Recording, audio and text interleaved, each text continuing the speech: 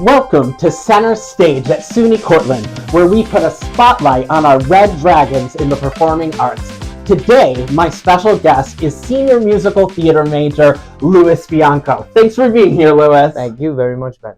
We're going to learn about our seniors in these first couple episodes because they're going to be doing a lot of fundraisers and events during the year that they need your support for. And it'd be wonderful for you to just know a little bit about them. So, Louis, tell us a little bit about yourself. Yes, so I was born and raised Long Island, New York. I live with my mom, my dad, my two brothers, and our dog. I do have an older sister, but she's living on her own right now. And very close family. We actually are a household of music lovers, movies lovers. That's, I think, what got me started in this whole thing. And I have a couple musicians in the family, so I think that's where I get my music side. What are some of the instruments you grew up playing? So, right out of grade school, like you pick your first instrument, I was a trumpet player. Love it. And I remember halfway through, I said, I want to switch to the clarinet. And my band teacher went, why? And I said, okay. And I walked out. I just stayed as a trumpet player. So I did that. And then the second I got to high school and I was able to do jazz ensemble, I fell in love with the piano. One of our players, Alec Winters, he was phenomenal. And I actually saw him in our high school production. I was younger. He did Little Shop and he was Audrey too. And that was huge. I got to see him then, and then we were playing together in jazz ensemble. I was like, wow, this is awesome. So trumpet, piano, and then in COVID, I used that time till I learned tenor sax, baritone horn, bari sax, and then I had my father teach me the drums. Nice. Excellent use of that time. We all had to kind of make up things to do during that period. So it seems that music was really your foundation that got you inspired to be involved in the arts. Once you started doing theater, what were some of your earliest experiences? So for theater, like I said, I was a movie watcher, and one of my biggest role models are like comedic actors, Jim Carrey, John Candy, Billy Crystal, all those guys. And I was just wondering, I was like, I wonder how they were able to do that. And my parents, I think my first ever show I did was Willy Wonka. Okay. And I was Grandpa Joe. Fun! And oh my God, was it fun. And I just loved that feeling. And it was cool because, like, I've obviously seen Gene Wilder's classic. And I was like, I want to do something like that, but I want to try something different. And I did it. And my parents were like, okay, like he's doing like the school stuff. And then it wasn't until I got to high school where I was offered to play Gomez in the Addams Family. And that was like my first lead. And I was like, all right, like I want to do this. And my parents would always say they hear me singing in the shower, like, when you're in Addams. And that's all they would hear. They wouldn't hear Not Today. They wouldn't hear any of Gomez's songs, just that. And they were like, oh my God, this kid's going to flop. He's going to do so bad. And I went on stage. I did what I thought I had to do. And they turned to each other and was like, okay, all right, that looks like he's got a chance. And was it that production or a future production when you had the moment that you thought, I could do this for a living? It was that year, the fall, we did our play, Noises Off. Such a good show. And I got to play John Ritter's role, if any of you know the movie. And that was like one of my favorite comedic roles ever at that time. And that was where I was like, I want to do this. And I even went to my guidance counselor. I was like, I want to do this. And they were like, okay. And I was very nervous that I was going to tell my parents. I told my parents, I was like, I really want to be an actor. I know it's hard, but I want to do it. And they were very supportive. It wasn't like they turned around and was like, that's nice, but have a backup profession like welding. So you were very inspired definitely by your parents and your family who are musicians. Are there any other people who were really a great support to you that helped you get to where you are now? 100%. Two people that always come to mind. Of course, my mother and father, my grandmother, but in like school-wise, my band director, Jerry Canaroso, I told him that I wanted to be an actor. And then I think eventually I turned to him and I said, no, I want to be a music teacher. I think I have more in that. And he was the one that turned to me and said, no, you have to do theater. That's awesome. And then my acting coach, Rob, who I met in COVID, from my good friend David, I had no idea how to start college auditions. And being in COVID, that was the start of self-tapes. And you had to record everything from your living room and try to make a studio. to look good. Mm-hmm. And this was when I was auditioning for Cortland, and it was challenging. But Rob really sat me down. He gave me work. He showed me what to do, and I still talk to him to this day, and he helps me out with projects even to now. And so you ended up here at SUNY Cortland. Audiences will definitely recognize Lewis from a lot of wonderful opportunities that he's had while he was here. What would you say are some of your highlights of your experiences at Cortland? I'm very thankful for what Cortland has given me, not only as in performance opportunity, but education wise. I've definitely seen growth, but I also know that's not the end of my journey. That's just the beginning, and I'm excited. And especially now being a senior, it hits. But if we're talking about roles, I've been very fortunate, very, very fortunate. I loved Air Schultz in Cabaret. I loved that role. Very sad, but it was interesting because it was a new emotion that I was discovering, and to take a historical period and step into someone's shoes, living in that moment, dealing with all the hatred and segregation, and then even physicality. I'm playing an old man, and I'm a springy 20-year-old. Yeah. I'm like, all right, this is interesting. I don't want to walk on stage and just be like, like, no, he's been through life.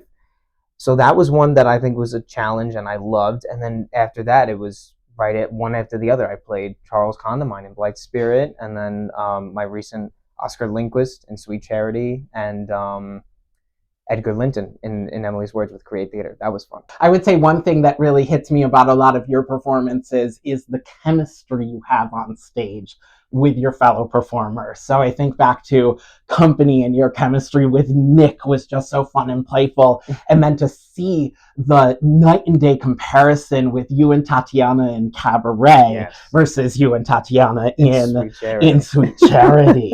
Do you have any thoughts about how you go about creating those meaningful connections with your fellow actors?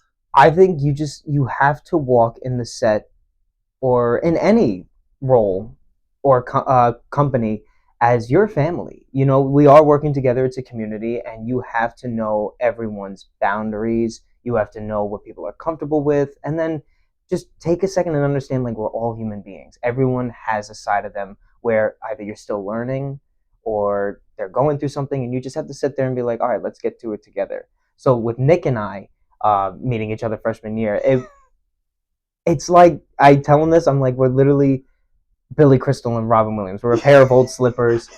And I love that. There's never a day when we're not goofing off, or like we'll do impressions to each other, and I love that. And then with Tatiana, she was very helpful with introducing me into the major. She was very nice. She talked to me. And then with Cabaret, like, we really just went deep into the research as what was happening in the time, and for someone of her age and character, what was she going through, and then what my character was going through. And I remember that last scene with the married reprise and the brick going through the window. The first night we actually had lights, costumes, and everything, and I saw her face. I cried on stage. And I was like, that's such a natural feeling. I didn't want to lose it, but then I wasn't like, force it. But I was like, whoa. And every night, like, I was always like, good job. Like, we did good. You did good, Tati. But it was, and she's doing amazing things right now, as I hear. She is. Great team partner. Speaking of Lewis and Tatiana's performance in Cabaret, let's take a look at a video.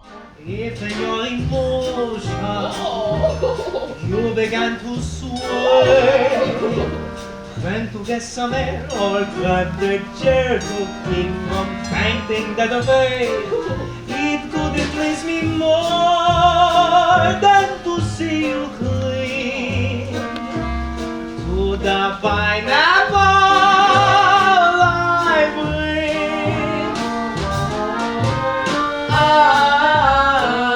I can hear Hawaiian breezes blow.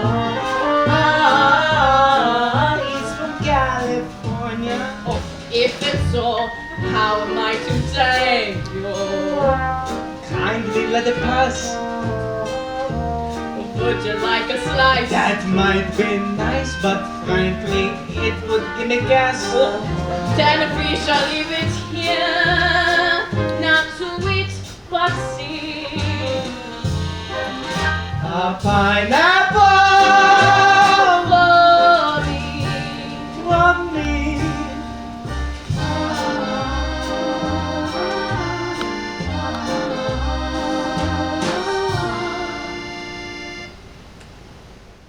You've had some really great opportunities here at SUNY Cortland, but there have to be some roles that you're just dying to play. What are some of your top dream roles for the future? Being an actor and a musician, I would love to play Bob Gaudio in Jersey Boys. I feel like that's a perfect role for me as like with piano, but I've never heard of a production where they actually let actors play. I've heard it's been very just pantomiming. Or Johnny in Tick Tick Boom. I know sometimes they allow the actor to play on that stage. But if we're talking away from actor and musician, I would love to play the Phantom in the Phantom of the Opera. And in a play, I recently read Red by John Logan, and I would love to play Ken. I don't think I'm ready for Mark Rothko yet. I didn't even but it was a very interesting play, and that is definitely one of the dream roles I want. Nice. So do you hope to keep that balance between musical theater performance, strictly music performance, and performance in drama? 100%. I would love to continue that, especially for the future. I want to know how to manage that, like know the difference of what musical theater acting is, what the difference in a drama acting is, and then especially as a musician, that might even be a survival job. I'm currently looking into like an apprenticeship of how to tune pianos, fix pianos, maintenance pianos, everything like that, and I think that would very much come in handy. So, of course, we know as a performer, and particularly as a musical theater major in college, your days are consumed by singing, dancing, acting. There is a lot going on. I think of how many lines you had to learn for Blythe's Spirit last year. But beside that, what are some of your must-haves in life that just bring you joy? I have to have a room with a piano. I have to be, especially like when I'm out of school, like at home, my parents gifted me a really nice keyboard, and it has weighted keys, the sustain pedal, and everything.